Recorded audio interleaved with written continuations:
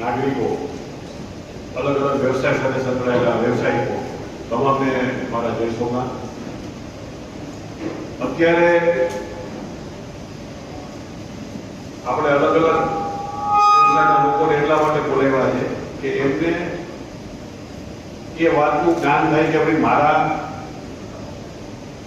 એવો વ્યવસાય કરું છું એમાં શું શું ત્રુટિઓ છે, કેવા કેવા પ્રકારના મારે પરવાના લેવાના હોય, કેવી કેવી જોગવાઈનું મારે પાલન કરવાનું. આજે બનાવ બન્યો અમને તરત ટિકિટ પડી જાય અને સીધા સીલ કરી દઈએ એ પણ થાય, પણ એવું અમારે નહોતું કરવું. અમારે પેલા જાગૃતિ કરીને લોકો પોતાની ફરજ પ્રત્યે જાગૃત થાય અને જે કાંઈ પણ ત્રુટી છે, ભાઈ અનુકૂળ કીધું કે જે કાંઈ પણ ત્રુટી છે તમે એને રેક્ટિફાય કરાવો. તમે એપ્લાય જાઓ, તમારું નગરપાલિકામાં એપ્લાય જવું હોય, તમારે ફાયર માટે એપ્લાય જવું હોય, તમારે કોઈ લિફ્ટ માટે હોય, કોઈ વીજળીનું હોય, કલેક્ટર કચેરીનું હોય, પોલીસ તંત્રનું હોય, કોઈ પણ વસ્તુ જો ખૂટતી હોય તો આપણે એ રેક્ટિફાય કરી લઈએ. આજે કોઈ પણ બનાવ બને ત્યારે આપણે શું કરીએ, ભાઈ રાજકોટ પાછું તો બધા દુઃખ વ્યક્ત કરીએ, ના કરીએ, પણ આપણે ત્યારે એ વિચારતા નથી કે હું જે વ્યવસાય સાથે સંકળાયેલો છું કે હું જે કલેક્ટર મારે જોવું જોઈએ કે ભાઈ મારા જિલ્લામાં આવી કોઈ વસ્તુ જો ચાલુ હોય તો મારી નિષ્ફળતા કહેવાય. એટલે મારે જાણવાનો સમય કે મારે જાણવું જોઈએ કે મારા જિલ્લામાં આવું કોઈ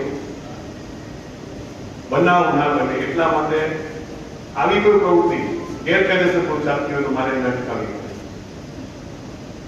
તબીબ તરીકે તમારે જાણવું પડે કે મારા હોસ્પિટલમાં આજે મારે આટલા લાયસન્સ આટલી વસ્તુ જોગવાઈનું ધ્યાન રાખવાનું છે તો એ મેં કરેલું છે.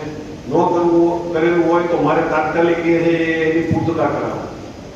કોઈ હોટેલિયર હોય, કોઈ સિનેમા માલિક હોય તો એને જ આપવાનું કે અમારા હોટલમાં મહેમાનો આવે છે, ખર્ચીને આવે છે લોકો, આપણે સારી સર્વિસ પ્રોવાઈડ કરવાના એક પાસેથી પૈસા લઈએ છીએ અને એનામાં એક પૂરું હોય છે કે હું અહીં જાય હું હોટલમાં કે બહાર ફરવા માણસ ક્યારે જાય, રિલેક્સેશન માટે જાય ને, પોતાના કુટુંબ પરિવાર માટે જાય, વેકેશનની રાહ જોતા હોય, બાળકોને સાથે લઈને આવે અને અહીં આવે અને આપણે જો કોઈ ચૂકી ગયા હોય અને કોઈ અઘટિત બનાવ બને તો એ જે લોકો આવે છે એને આ હાલત થાય. ગેમ ઝોનમાં બધા ગયા છે, આનંદ કરવા ગયા છે, એની જવાબદારી છે. એને પણ સરકાર જોવું છે, તમે જેનો ગેમ ઝોન છે એને જોવાનું છે કે આ જે ઓર્ડરમાં છે કે નહીં.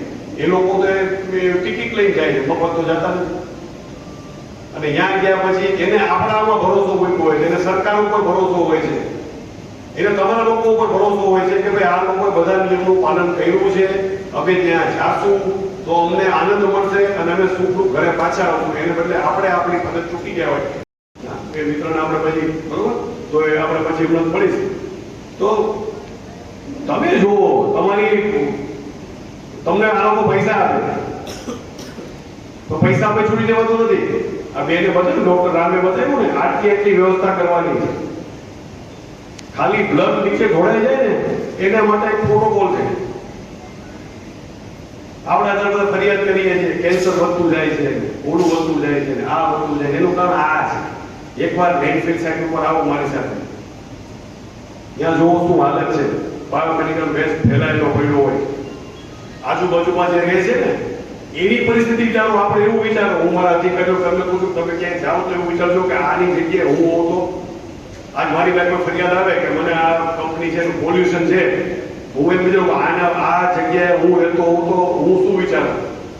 એવી રીતે પગલાં લેવા. કદાચ બધાને ભારે લાગતું હશે ભાઈ આ સાહેબ આ ક્યાં ઉતરે, પણ આપણા એક કમનસીબી છે કે આપણે પ્રી ડિઝાસ્ટરનું કોઈ મિકેનિઝમ નથી ડેવલપ કરી ગયા. એટલે માનસિકતા આપણે પોસ્ટ ડિઝાસ્ટરમાં ભેળા છે. આજે ફ્લડ આવ્યું તરત સેવા પરિષદ તરફ આવી જશે, પેલા પ્રોટેક્ટ આપી દઈએ, એમાં સંતોષ મળી ગયો કે આજે આ ડૂબી ગયા કે ઘર વખતે ચડે ગઈ તો અમે કપડાં લઈ દીધા, અમે વાસણ લઈ દીધા, અમે આ આપણી ફરજ જવાબદારી એ નથી. આપણી જવાબદારી છે આવું ન થાય, આવી વસ્તુ ના થવી જોઈએ. એના માટે શું કર્યું ભાઈ, કુદરત આવે તો કોઈનું કાંઈ ચાલવાનું નથી. ગમે એટલા આપણે પગલાં લેશું તો પછી આ ફાટે તો આપણા હાથ નથી, પણ સામાન્ય વસ્તુઓ તો ના થવું જોઈએ. અને એકવાર થઈ ગયું પછી વારંવાર એ થાય. એના માટે પગલાં લેવા જ જોઈએ, તમામે સહકાર આપવો જ જોઈએ. કોઈ પણ ખોટી વસ્તુ થતી હોય તો આ અટકાવવાની આપણા બધાની સામૂહિક ફરજ આવે છે. એટલે હવે આપણી બંધારણમાં આપેલી જે ફરજો છે ને એના પ્રત્યે જાગવાનો સમય આવી ગયો છે. આપણે જ જાગવું પડશે. ખાલી ફરિયાદ કરવાથી કે વોટ્સએપમાં મેસેજ આવવાનો ફોન કરીને નહીં ચાલે. આજે ઓલો ભાઈ આ લોકો બતાવ્યો ઓલો વિડીયો એક વેનનો વાયરલ થયો છે. તો કેમ તમારા લોકો બાળકો જતા વેનમાં તમે બેસાડતા નથી? કોકના તો બાળકો હશે ને બેસાડ્યા છે પેલું જોયું નહીં હું ક્યાં બેસાડવું જોઈએ. આપણે તો એવું હોય તંત્રને કે ભાઈ આલો આ જીવતો બોમ છે આ જીવતો બોમ છે. પણ તમે કોઈ દી જોયું મારી તરીકે કે તમારું બાળક જે વેનમાં જાય છે એની સ્થિતિ શું છે? શાળાના સંચાલકોએ જોયું? કેમ તમે ફી નથી લેતા? વાલીઓ તમારા ભરોસે બાળકોને ત્યાં મોકલે છે 6 કલાક તમારી પાસે રહે. આવી વાનમાં એવું હશે શું શીખશે? એ આવું શીખશે. આજે દત્તક ટીંગાતા હોય અને આ કોઈ મારા જો અધિકારી હોય બંધ કરાવતા કે ભાઈ આ પોસાતું નથી, અમને પોસાતું થાય છે. આ જંગલ છે એટલે આવે છે. તમે એસટીપી નહીં રાખો, ગટરો નહીં રાખો, કચરો નાખી દેશો, નદીઓમાં છોડી દેશો, જંગલ જ નહીં રહે. બધું પૂરું થઈ જશે.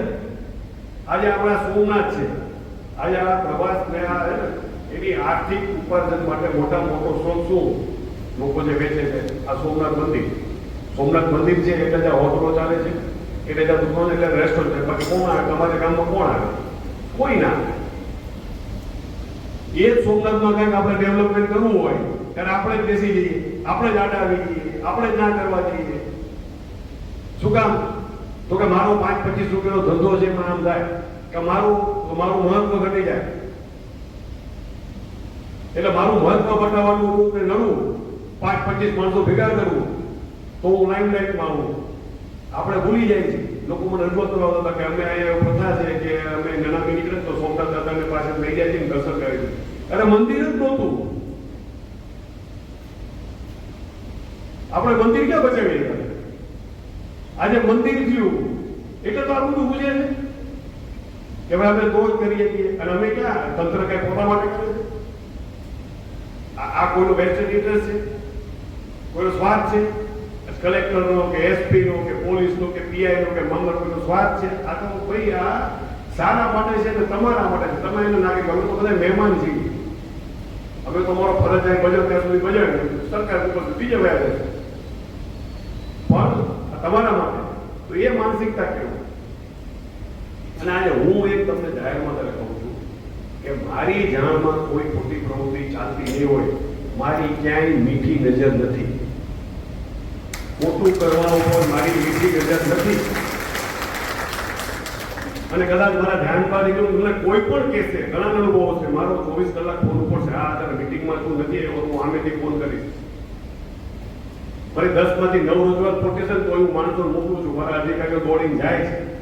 એકાદો લોકો ખાતો નીકળે. આજે જિલ્લામાં કલેક્ટર ઉપર કોઈ નથી હોતું તો એ કલેક્ટર પાસે જો એનો ફોન ન પડે ને કલેક્ટરને રિસ્પોન્સ ન આપે તો પછી સરકાર ઉપરથી લોકોનો ભરોસો ઉઠી જાય. સરકાર નિયમ પડે છે, પાલન અમારે કરવાનું. આજે આપણે નલ સે જલ પીએમ સાહેબનો પ્રોગ્રામ છે, ઘરે ઘરે નળ. ત્યાં બહુ પંચર કરી માણસો ખેતીમાં વાપરે. અમે ડ્રાયર લગાવી એ હમણાં જ આવ્યા છે. એને ખૂબ સારી અમારા સુત્રાવાળા નર્મદા અને ભાઈ પટેલે ખૂબ સારી મહેનત કરી. કેટલા કનેક્શન કાપ્યા આપણે? 141 ગેરકાયદેસર કનેક્શન કાપ્યા. બેની લાઈનો વાળા હતા. બેની લાઈનથી અહીં ગામમાં પાણી કેવું મળતું નથી લોકોને. સરકાર એના પૈસા ચૂકવે છે નર્મદાના અને ટેન્કરે તમને આપે. ડબલ માસ સરકાર કહે છે અને પછી ટીકા થઈ નફા. અને અહીંયા ખેતરમાં જાઓ તો લીલુંછમ બધું છે. હજી તો અમે ખાલી મેઇન લાઈન 100 કિલોમીટર જોઈ છે. 300 કિલોમીટર છે ને આપણું નેટવર્ક.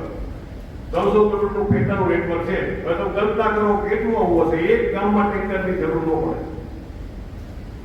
છતાં આપણે આ કરીએ, આપણે ચોરી કરવી છે અને સલાહ બીજાને દેવી. વોટ્સએપમાં મેસેજ આવ્યો, સીધો ફોરવર્ડ.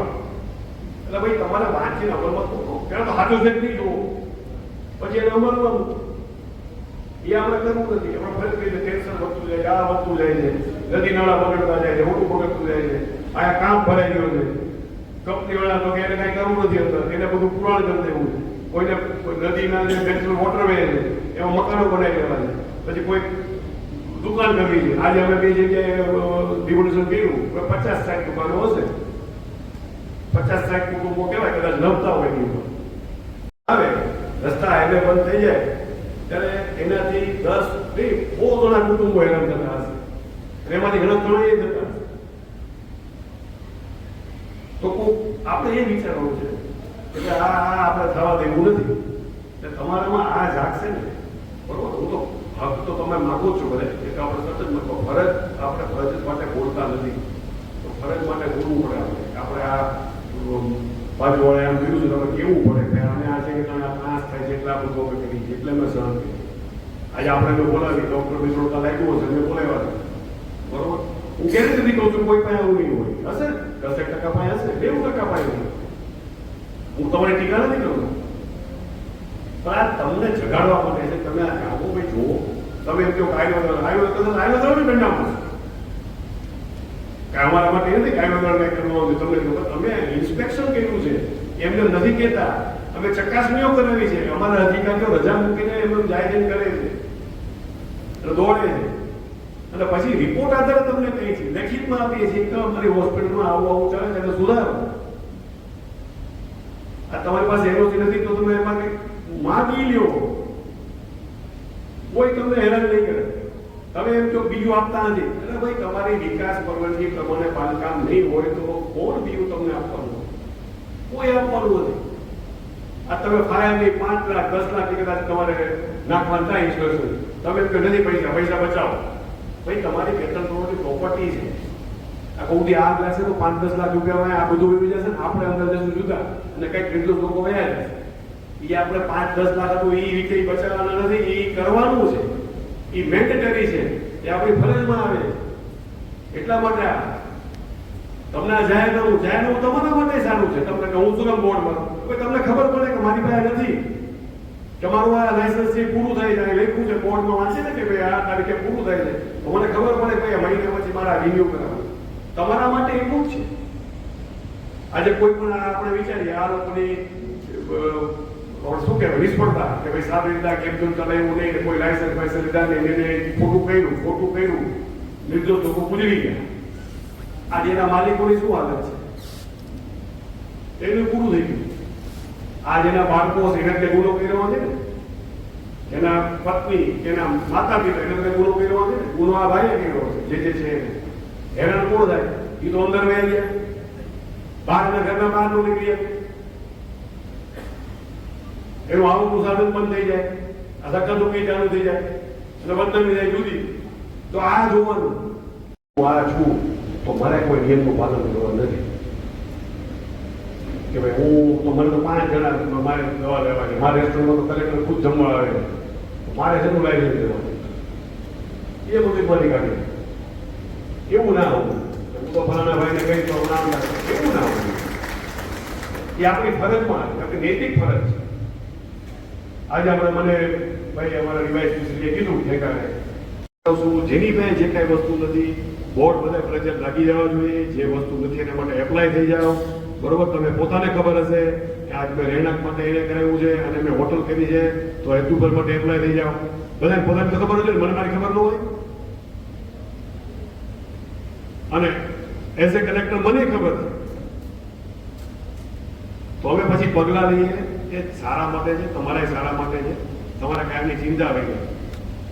આમ તો મારા જો કોઈ જમવાનું તમે આ કંઈક ચેકિંગમાં જ રહેવા લાગ્યા, જો સ્ટ્રેસ શું કામ રાખવું? એના કરતાં બધું ચોખ્ખું હોય તો આરામ આપણે કહે કે આવો અને અમે અમને એટેન્ડ કરી આપો અને મને શાંતિ થાય. આજે મેં તો બહાર જમવા જવું બધું બંધ કરી દીધું. આમાં ખબર નથી કોની પાસે લાયસન્સ છે, કોની પાસે નથી, કોની પાસે શું છે. હવે અંકુરના ત્યાં પિક્ચર જોવા જવાશે, કારણ કે એના તમે આપ્યું છે એટલે. બાકી તો અહીંયા જવામાં બીક લાગે આપણને કે આમાં ક્યાંક થતું. હવે તો માંદા પડતા બીક લાગે છે.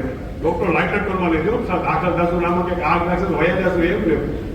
એટલે બધા પોઝિટિવલી આને લ્યો અને જે કંઈ પણ તમારી ચૂંટણી છે એને રેક્ટિફાય કરાવો. અમારા બધા અધિકારી મિત્રો તમામે જ્યાં પ્રેસિડેન્ટ સાહેબ આ તમને ઇરિગેશન શું કામ આપ્યું? ત્યાં ડાઉટ ક્લિયર કરવા માટે. લગભગ ને એવું હતું કે હિરણ પેછલ ક્યાંક સિટી પાણી આવે એટલે મેં કલેક્ટરે કીધું ભાઈ તમે કહો કે ભાઈ આ મારું પાપ નથી, બરોબર. આ સરકારી પાણી આવે મારું નથી, પણ આ બધું બંધ કરી દીધું. હું અત્યારે બધા ચાલીને ફરું છું. એક મારે આજ ભાઈને બોલાવો હતા, એ રહી ગયું. આપણે ઓલા જે ફંડથી ચાલી નાખવું ગયા પેટ્રોલ પંપ છે, કોનો છે, કઈ કંપનીનો છે પેટ્રોલ પંપ? એ આપણા હાઈવે ઉપર છે.